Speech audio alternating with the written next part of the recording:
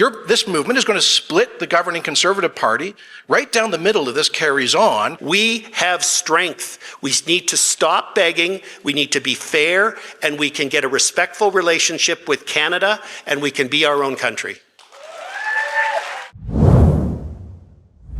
Good afternoon, it's Tamara Leach here with Rebel News, and I am downtown Calgary this afternoon for a debate between constitutional lawyer Keith Wilson, KC, and the former Premier of Alberta and former Member of Parliament for the Conservatives, the Honourable Jason Kenney. Now, this isn't the first time these two have met. They did debate about 3 weeks ago in Edmonton at a private event, but this will be the first one that is open to the public. And as you can see, there is a huge crowd here, and actually the event is completely sold out. Now, the Aristotle Foundation has called this the debate over Canada.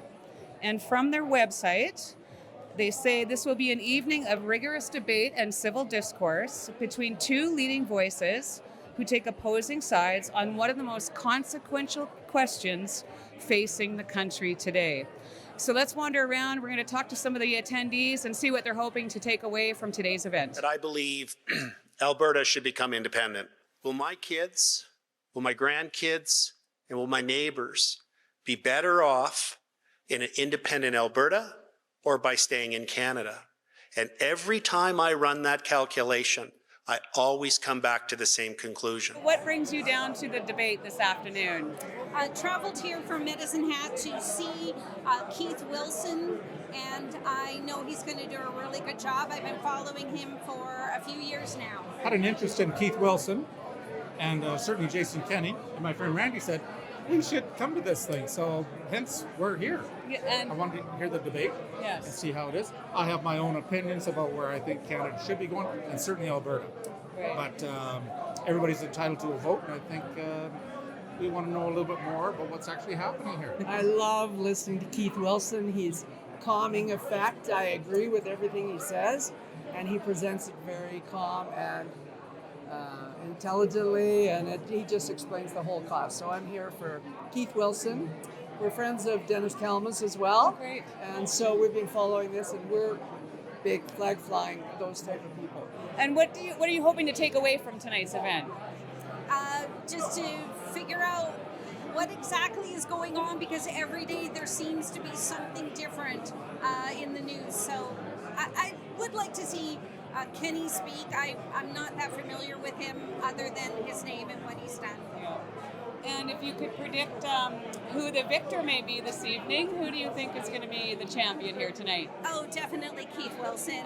He's a constitutional lawyer, and he knows the topic inside out, upside down and backwards. Would you make a prediction on who you think is going to come out the victor in this evening's debate? Oh, I think I'm a big favorite of Keith Wilson. Right. He's a very smart man. Yes. And very articulate. They're both Yes. very articulate. Yes. I've listened to them both before, but I think Keith Wilson is being a constitutional lawyer and been around, and certainly with the things that happened, the trucker convoy and stuff like that, so I'm very aware of his performance and stuff. I don't believe that a country is simply a balance sheet or a economic calculus. It is something much deeper.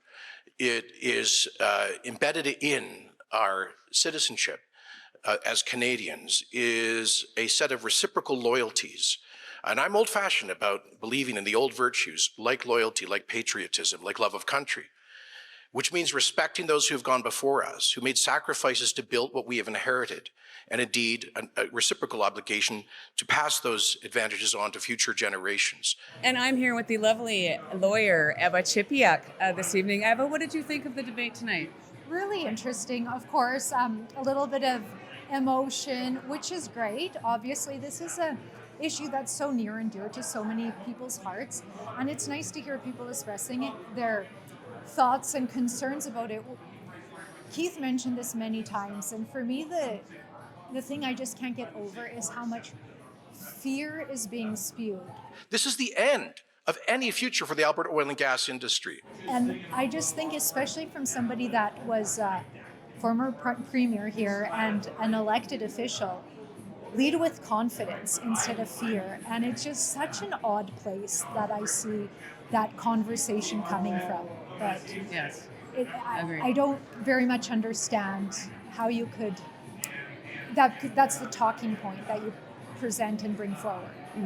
Here we are. But we are now 150 days away from a referendum that could throw us into a period of years of chaos and division. Well, I happened to run into former MLA Rick Strankman here at the debate tonight. Rick, it's so great to see you. And Pleasure to see you. what are your takeaway thoughts from the debate this evening? Well, I thought it was a great interview, and seasoned debaters, both Mr. Kenney and Keith Wilson, but Keith seemed to have the ear of the crowd. From what I could detect, the loudest applause and the most bantering, if you will, some would call it heckling, came from supporters of Mr. Wilson. And I think that freedom is a powerful tool. And you know, you fought for it as well. Yes. So it's something to revere. And my friend points out about be careful before you tear down the fence. And he also points out about the institution, the glory of the institutions. Canada's institutions, with all due respect, are corrupt.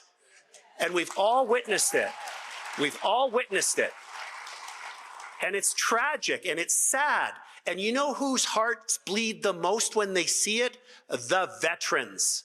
Because that's not what they fought for. That's not what they fought for at all. The Canada that exists today is not the Canada they fought for.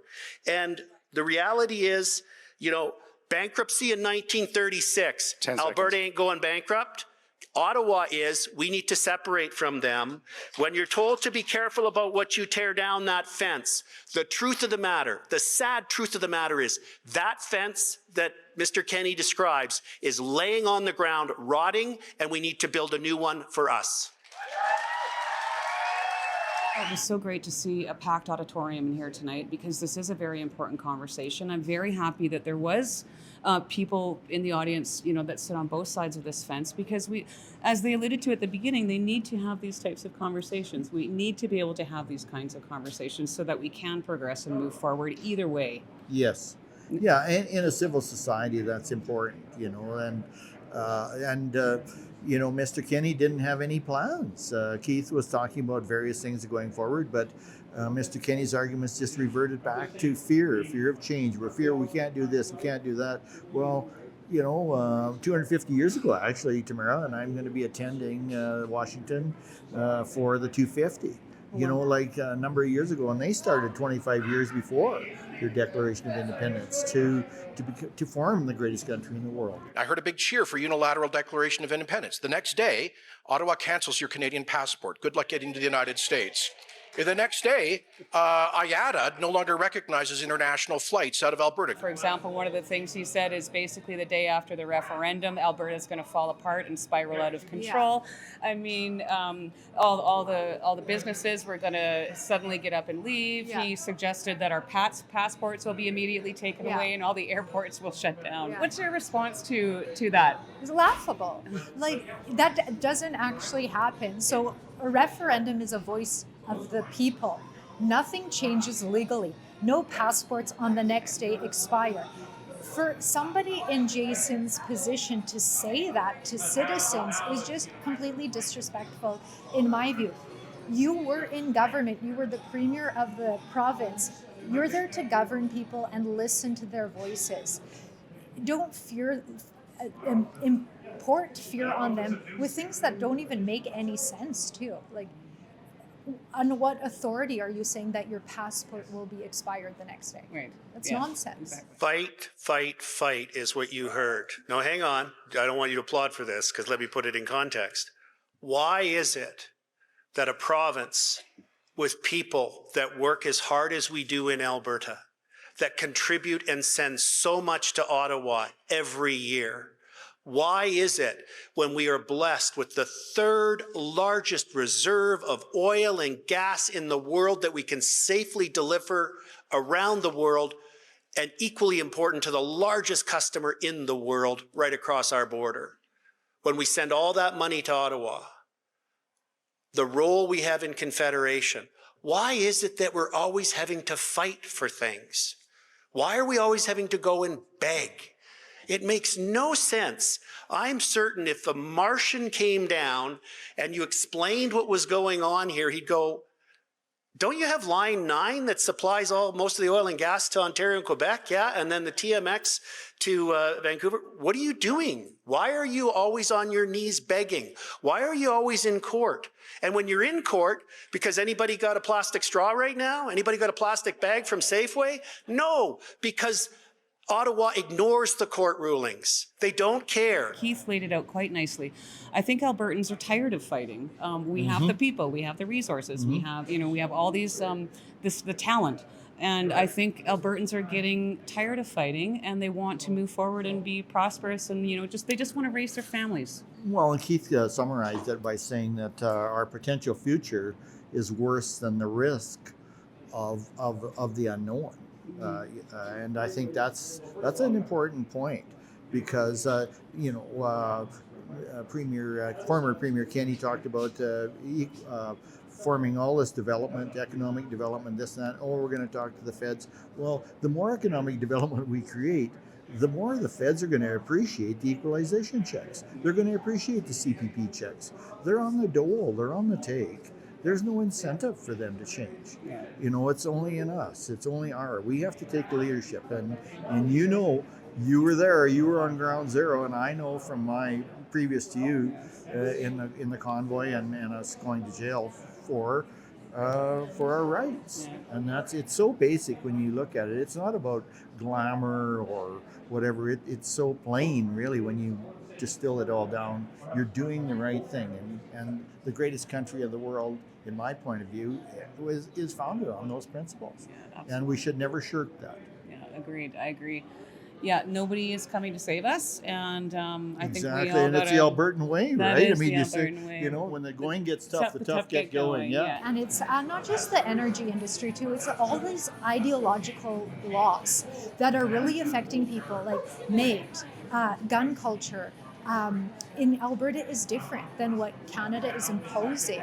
And so it's always, we're always on our back step and trying to defend and get something. And Jason took it as a win when all these constitutional questions were won in court. But why is it that we have to go to the Supreme Court of Canada and get them to, where is the partnership with Ottawa? Where is how can we work better with you? What is it that you need? What is it that your culture needs? And you never get that. And that didn't come from Jason Kenney. And I guess I could see that, because one thing, I think Keith was being respectful in that Jason Kenney is part of that broken system. So I think it's hard for him to acknowledge it when he's part of the problem. The latest endeavor is that Keith and I are co-leading the Alberta Transition Council. And the purpose of that council and that team is to make a workable, real transition plan to take us from the day we win the referendum until the first day we are separated from Canada. And I mean, that's another thing about being Albertan. We are trailblazers. In so many ways. We built this from the frontier. So I mean, I think there's so many positives personally that could come out of it. Obviously, it's a huge issue. There's going to be so many things that'll have to get sorted out. And there's going to be setbacks. I mean, yeah. You look at the American history, they were throwing tea in the water in 1750, and they did it in, I understand, as many as 30 different locations. And that's not even reported. And maybe all of a sudden they just popped up with a Declaration of Independence. No. They were scrambling and they were fighting, and they were actually, a lot of people don't know this, they were fighting against the world's greatest power. Right. So Alberta, course, yeah. And Jason Kenney's wetting his pants over Mark Carney and a bunch of liberals from Ontario. I don't think so, Jason. Yeah. We got Albertans are far better than that. They are just wrapping up the closing remarks inside of the auditorium here at the Grand Theatre, and I wanted to come out and just give you some of the thoughts that I had as I jotted down some notes throughout the debate. Mark Milkey put it very well at the beginning of this program when he stated that this is the reason that we have debates, is to prevent division through discourse. We need to have these conversations. We need to be able to feel free enough to have these types of conversations. My takeaway from this evening's events, Keith Wilson, KC, laid out the facts. He laid out a path forward. He alluded to the fact that he started the Alberta Transition Council to create the white papers on the process of leaving Alberta and transitioning into an independent country. There was a lot of independence-minded Albertans in the crowd. He received a lot of applause. Jason Kenney, not so much. However, there was definitely a pocket of Federalists in the crowd, and it's good to see. This is what we want to see in debates. Jason Kenney came out, again, spoke a lot about feelings, spoke a lot about loyalty, but he didn't lay out any clear plan. He didn't lay out no clear plan for how we're going to achieve more equality and autonomy as a province if we stay in Canada. He didn't present any clear plan to move forward that's going to create a stronger Alberta. As you know, we don't take any government subsidies here at Rebel News. We are 100% supported by people like you. If you want to continue to support the work that we're doing here on the ground, you can do so at independencereports.com. That's independencereports.com.